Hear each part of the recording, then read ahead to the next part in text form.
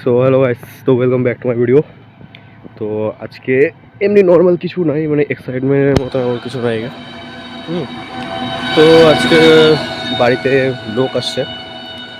তো তো আজকে যাবো, কি বলে, ফ্রাইড রাইস বানাবো আজকে।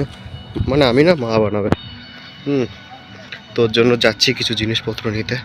ঠিক আছে, বেশি কিছু না, কাজু কিশমিশ নিব, বাকি সব বাড়িতেই আছে।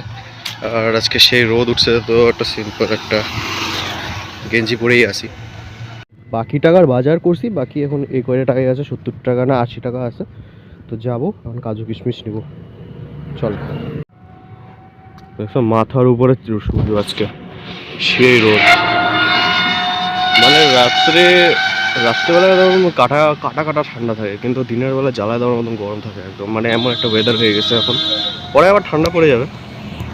তো সামনে সামনে ওইদিকে একটা দোকান আছে, তো ওইদিকেই যাবো এখন।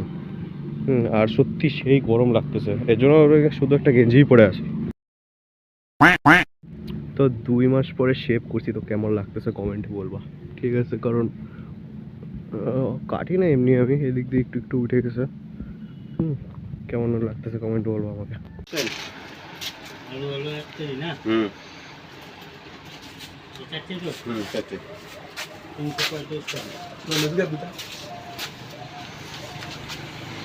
তো এখন বাড়ি যাব, ঠিক আছে?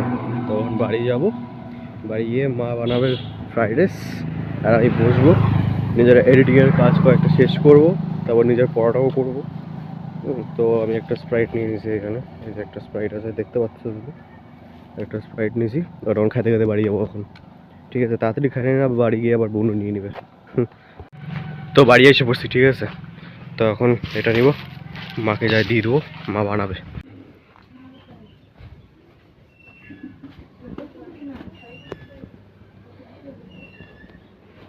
মা